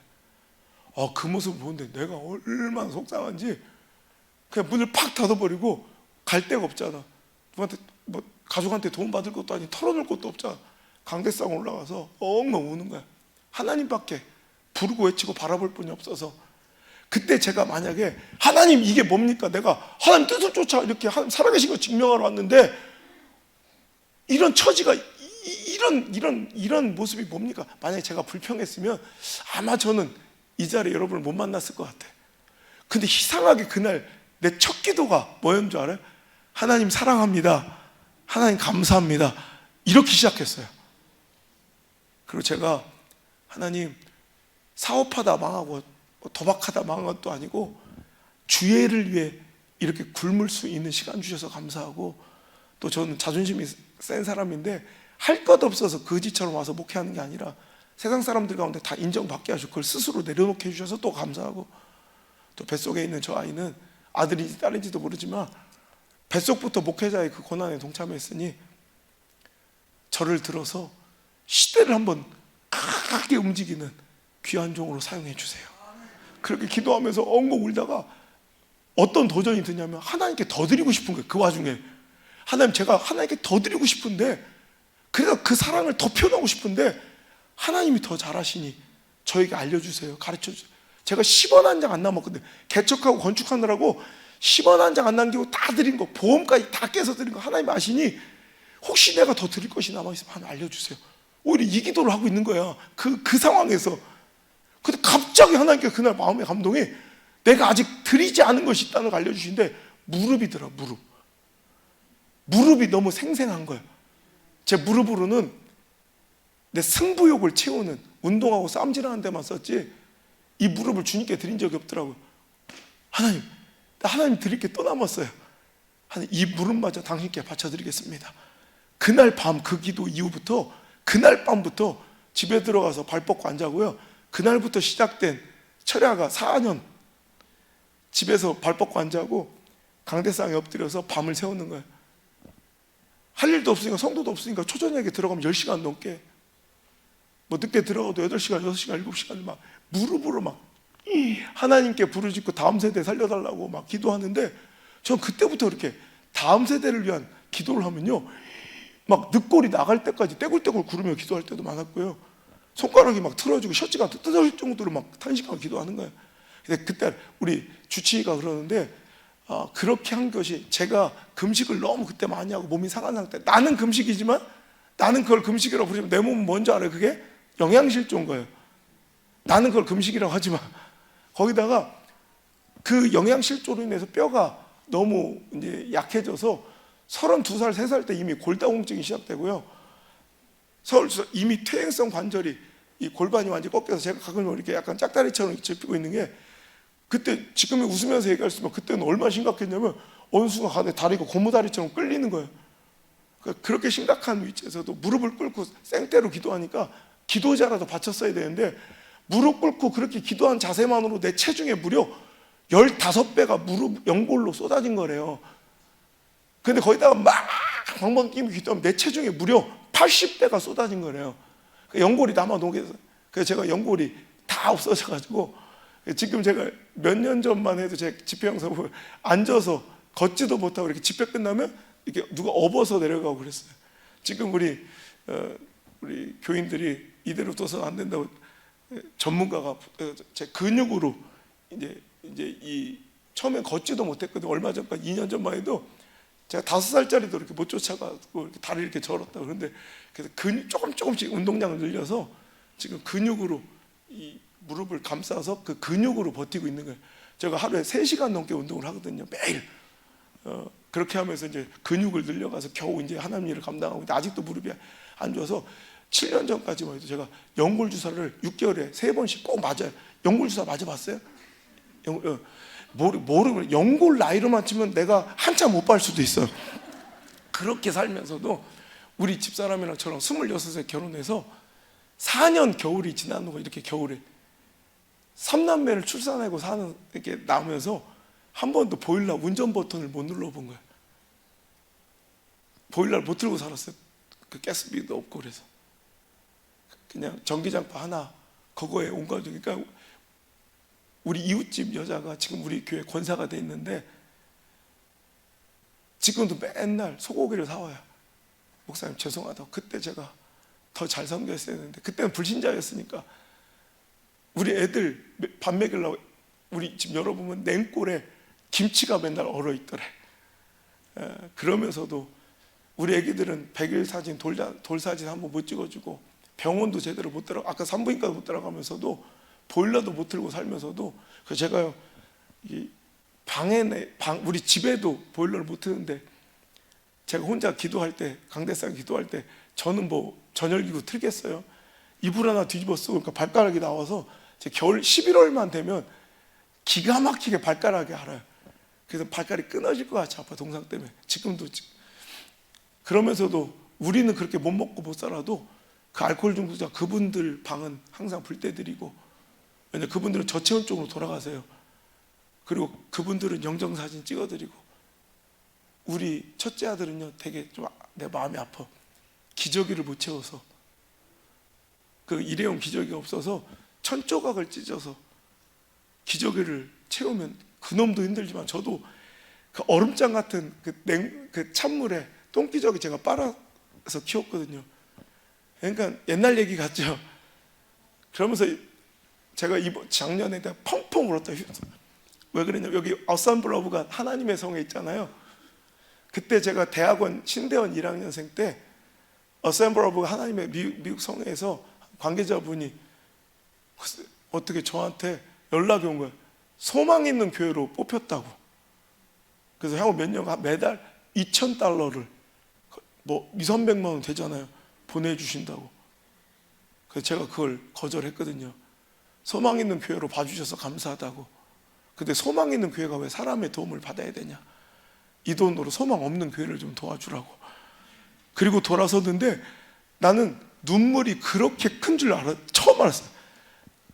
현실은 돌아서면 만삭의 아내가 밥을 굶고 있는 현실인데 눈물이 막 그 샌매트 바닥에 이따만한 눈물이 떨어지더라고요. 근데 작년에 연락이 온 거예요. 뭐 집회 일주일에도 뭐 몇십 개씩 연락이 오니까 오늘만 해도 뭐 제가 거절한 집회 일정이 뭐 열 몇 개 되니까요. 근데 제가 제주도에서 집회하고 있는데 연락이 왔는데 어디냐면 미국 어셈블 오브가 하나님의 성의 전체 총회 목회자 세미나를 나한테 해달래. 너무 감격했어요. 그곳에 가서 내가 말씀을 전할 수 있는. 제가 근데 일정이 안 돼서 거절했는데 내 다음에 가겠다. 이번 도저히 올해는 일정이 안 된다 그랬는데 하나님은요 그때를 기다리고 하나님 뜻 안에 있으면 하나님 반드시 역사하십니다. 사람의 손 타지 않도록, 정치가 개입되지 않도록, 인본주의가 개입되지 않도록, 논리와 설득이 앞서지 않도록 하나님 섭리가 이끌어갈 수 있는 하나님의 이끄심이 답이 될 때까지 인내하시는 우리 순복교회 되시길 주여로 축원합니다. 그러면서 그분들 끝까지 지켜드리니까 그분들이 한 명, 두 명 돌아가실 때마다 내가 진정으로 울어드리고 그 옆을 지키니까 그렇게 도와드려도 교회는 안 나와요. 그런 분들이 마음을 열고 한 명 한 명 교회로 나와주는 거예요. 술 냄새가 찌든 애가 있어서 그분들 몇 명만 와 있으면 그 조그만 예배당은 달큰한 술 냄새로 가득 차. 그런데 그분들이 한 명, 두 명, 5명, 10명, 15명 그분들이 지금 전 15,000명보다 컸어요. 너무 감사하고 그분들 우리 교회 오셔서 1년 안에 다 돌아가셨지만 인생 막장에 사람들은 이름도 기억하지 못하는 쓰레기라고 불렀지만 가족들도 버렸지만 저는 그분들은 승리자예요. 마치 인생 극장골, 역전골처럼 예수님 영접하고 천국 가신 거예요. 그분들 천국 보내드릴 때마다 얼마나 저는 그때가 가장 목사다웠어요. 지금도 저는 하나님께 기도해요. 지금은 저를 목사님이라고 불러준 사람이 아마 10,000배, 10만 배 는 것 같아. 전 세계 어디 가도 알아보시는 분이고 목사님 부르는 사람은 10만 배가 넘는데 과연 난 그때부터 더 목사스러워져 목사답게 살아가느냐 이 질문에는 저 선뜻 대답을 못 하겠어요. 그래서 제가 하나님께 늘 기도해요. 하나님 저 언제든지 명령만 내려주시면 이 화려한 사역이 다 집어치고 우리 교회도 다 내려놓고 하나님 원하시는 그 자리 가서 내가 설교를 얼마나 많은 시간 얼마나 많은 독서를 통해서 준비하는지 이해도 못하는, 물론 여기도 몇 명 계시지만 그런 할머니 할아버지들 4-5분 평생 그냥 업고 보건소 다니면서 평생 목회하라 해도 전 즐겁게 할 수 있으니 섬이든 산이든 아무 때나 보내주십시오. 그렇게 맨날 기도하고 있어요. 어느 순간 안 보이면 그런 줄 알아요. 여러분 그분들이 이렇게 와서 자리를 차지해 주니까 그분들이 돌아가셨지만 저에게 마지막 선물 주시고 가시대. 그 선물이 뭔 줄 알아요? 요 조그만 예배당에 10몇 명 이렇게 앉아 있으니까 그득해. 그러니까 그때부터 문이 열렸다가 팍 닫히지가 않아. 아니 그 뒤통수만 보면 그게 알코올 중독인지 납 중독인지 어떻게 알아? 그러니까 뭐가 이렇게 시커멓게 앉아 있으니까 들어와서 저 뒤에 앉아 드디어 말씀을 들어주는 거예요.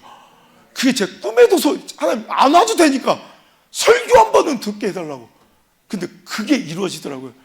여러분 그 교회는 생개척한 시골교회, 새파랗게 혈인 전도사, 이단 소리 듣는 순복음, 얼마나 그분들이 보기에는 우습겠어요. 큰 대형교회 장로교단 그 시내로 다니는 분들이 나도 시내라고 입에 뱉네. 하여튼 그런 분들이 뒤에 딱 앉아서 이렇게 팔짱을 딱 끼고 이렇게 항상 이 태도가 이래요. 항상 그러다가 우리 교회 새벽기도 주일날은 자기 교회 가고 수요예배 새벽기도를 6개월 8개월만 드리면 다 우리 교회 8개월 이상 다니면 100% 다 왔어요. 우리 울산 5대째 통합측, 고신측, 합동측, 감리교 이런 분들이 교단을 크로스해서 울산 기독교 역사에 나오는 집안들도 있어요. 그냥 우리 교회 새벽기도 수요예배 말씀을 설교를 듣고 6개월 8개월 이상 다니면 다 가족들 데리고 와서 마당에 무릎을 다 꿇어요. 우리 교회는 예배당 외에는 화장실 외에는 아무것도 없어요. 목양실도 없고 옛날에 첫 교회는. 그러니까 마당에 가족들 무릎 다 꿇고 뭐라면 목사님, 전도사였죠 그때. 전도사님 말씀 하나 따라왔습니다. 우리가 좀 걷어주십시오. 마당에 그냥 맨바닥에 무릎을 다 꿇고 있는 거예요. 그럼 저는 선택 받으면 약간 없어 보이니까 이렇게 못 이기는 척 받는 거예요. 안 받을 수는 없잖아. 그래서 이렇게 받았어요. 왜 안 받은 줄 알았어요? 그러다 보니까 한 명 한 명 왔어요. 그 지역에는 개척의 성공의 유래가 한 번도 없던 그 지역 농어촌 교회, 우리 교회가 개척한 지 딱 4년 반 되는 주일날 그 좁았던 예배당에 목욕탕 퍼런 의자, 그 쭈그려 가는 그 의자까지 동원돼서 꽉 차서 숨쉬기도 힘들어요. 100명 성도가 모여서 예배를 드리고 6년 만에 2층으로 건축한 예배당에 근데 뭐 120명 성도가 모여드리고 더 이상은 이제 이 수용이 불가능해서 지금 우리가 있는 완전히 외곽 뭐랄까 남창에도 다운타운은 있을 거 아니야. 우리 남창 한번 놀러 오세요. 남창에 5일장 있어요. 아직도 여러분 교과서에서 봤죠? 5일장 그게 아직 남창장 유명해요. 그 장에서 좀 멀어진 완전 황무지, 우리 교회가 들어오기 전까지 다 풀밭이었던, 길도 제대로 가로등 뿔빛도 하나 없었던, 지금 우리 교회 주변을 완전히 어마어마하게 발전했지만 그때 아무것도 없는 들개들만 돌아다니는 그런 불빛 하나 없는 곳을 우리가 세 번째 건축을 하고 나와서 교회를 짓고, 하나님 이 땅이 버려진 땅이고 황무지고 길도 없는 땅이지만 우리 교회가 세워지는 순간 여기가 복의 근원이 될 줄 믿습니다. 이 지역의 중심으로 사용해 주시고 이 땅이 1,000만 원이 넘는 땅이 되게 하여 주옵소서. 자기들은 남창을 모르니까 아멘이 쉽게 나오는 거예요. 120명 성도들과 그 기공 예배를 드릴 때 내가 이 얘기를 기도를 하니까 동시에 120명이 막 웃음이 막 땅 20만, 10만, 30만 이럴 때인데 남창에 무슨 1,000만 원짜리 땅 있냐고. 근데 우리 교회가 지금 앉은 땅이 얼마 전에 거래한 게 1,200만 원. 얼마 우리 교회가 5번째 건축할 때 땅이 없어서 이 교회를 더 넓게 져야 되는데 땅이 없으니까 용적률이 딱 정해져 있으니까 옆 땅 주인한테 빌어가지고 주차장 8대만 하면 조금 넓어진대. 그 8대 될 수 있는 35평 사는데 4억 들었어요. 그러니까 그 정도로 그 시골에 우리 교회 주변으로 아주 하나님께 역사해 주셔서 지금 5번째 건축까지 학교까지 세우고 하나님 시퍼렇게 살아계심을 드러내고 증명하고 있습니다. 오늘 여러분 말씀드리고 싶은 거 이거예요. 오늘 말씀의 제목 뭐였죠? 마음이 없으면 핑계만 보이고 마음이 있으면 길이 보인다. 이 시대는 자꾸 뭐라고 항변하고 있냐면요, 무슨 사역을 맡겨놓건 어떤 하나님의 명령과 사명이 주어지건 맨 하는 소리 똑같아. 길이 없대. 요즘은 안 된대. 여러분 이 시대는 길이 없는 시대가 아니라 실은 마음이 없는 시대예요. 마음이 없는 자에게는 맨날 변명과 못할 이유만 보일 것이지만 다윗처럼 골리앗 심장 꺼내서 하나님께 영광 돌리고 싶어하는, 여러분 하고자 하는 마음이 있으면 하나님께서 물맷돌이라는 길을 보여주세요. 오늘 살아가는 순복음교회가 이제 우리 교단에 또 성령 교단에 정말 중추적이고 정말 상징적인 그런 존재들이잖아요. 그만큼 무게감도 있고 회복해야 될 것, 회개해야 될 것들이 더 많을 수도 있어요. 여러분 이번 집회가 작게나마 그런 울림이 되고 회복의 전환점이 되는, 앞으로 우리 순복음교회 그 역사에 한 획이라도, 이번 집회가 여러분 한 획이라도 좀 역할을 감당해 그 100년의 역사에 들어갈 수 있다면 저는 진짜 제 마음 같아서 내 심장을 이 자리에서 꺼내놓고 죽고 싶어요. 여러분 정말 이번에 하나님 주신, 왜 이런 마음 드는지 모르겠지만 마지막 기회일 수도 있다는 마음 가지고 정말 여러분 교회를 살리시고 하나님 마음을 시원케 드리고 하나님의 피 맺힌 손을 풀어드리는데 앞장서는 다윗과 같은 도전자, 모험자들이 나오길 바라요. 여러분 그 모험이 있어야, 제가 오늘도 장로교회 가서 그 설교한 거예요. 맨날 회의만 하고 있지 말고 회의는 경영을 위함이다. 그러니까 우리가 내 가능성, 확률, 상황, 처지, 형편대로 일하면 우리 능력껏 일하는, 주제를 능력에 대한 설교를 해달라 그래 제가 이 설교를 했거든요. 그럼 우리 능력 안에서 일하는 거다. 하지만 그 수준을 깨려면 내 이성으로 이해되지 않고 내 감정으로 납득되지 않고 내 상황으로 도저히 이건 용인될 수 없는 걸 수용할 때 그때 하나님 역사가 이루어지는 거예요. 그걸 사람들은 모험이라고 그래요. 근데 여러분, 그 모험이 답이에요. 존 파이퍼가 쓴 모험이 답이다라는 책에 Risk is right 이라는 영어 제목으로 나왔는데, Risk is right, 리스크가 답이에요. 모험이 답인 거예요. 여러분, 그 모험을 감행한 자들이 성경의 위대한 인물들로, 믿음의 조상들로, 거부들로, 명문가로 세워지는 거지. 여러분, 내 수준 안에서 하나님을 내 수준으로 전락시키는 행위를 하면 안 돼요. 신학자 다니엘 웹스터가 했던 얘기, 우리가 하는 실수 중에 가장 큰 실수가 하나님을 내 수준으로 전락시키는 거다. 내가 납득되는 하나님, 내가 이해되는 하나님, 내 수준과 형편에 맞는 교회, 이건 재앙이에요. 이건 저주예요. 하나님을 내 수준으로, 내 꼬라지로 전락시키지 말고 하나님의 수준에 우리가 편승하는 그런 멋진 역사가 우리 성령 교단답게 한번 일어나기를 주의 이름으로 축복합니다. 그럴 때 하나님께서 우리 가운데 일하실 줄 믿습니다. 할렐루야! 하나님께 영광. 기도하겠습니다. 하나님, 크신 은혜 감사합니다. 참으로 감사합니다. 오늘 하나님의 일하심을 느끼고 그 뜨거워진 심장 소리를 들었나이다. 혹자는 하나님의 도전과 감격에, 또 부족함과 죄스러움의 회개에 눈물도 흘렸나이다. 주님, 오늘 이 눈물을 받으셔서 주의 병에 담으시고 놀라운 회복과 부흥과 풀림과 축복의 발원지로 사용하여 주옵소서. 저 뛰는 뜨겁게 달궈진 심장 소리를 주여, 이제 우리 순복음교회에 일어날 놀라운 부흥과 영적 지각 변동의 진앙지로 사용하여 주시옵소서. 하나님의 놀라운 역사를 기대하오며 나의 사랑, 오늘도 시퍼렇게 살아 역사하시는, 한 번도 실수가 없으신 우리 구주 예수님의 이름으로 기도합니다. 아멘.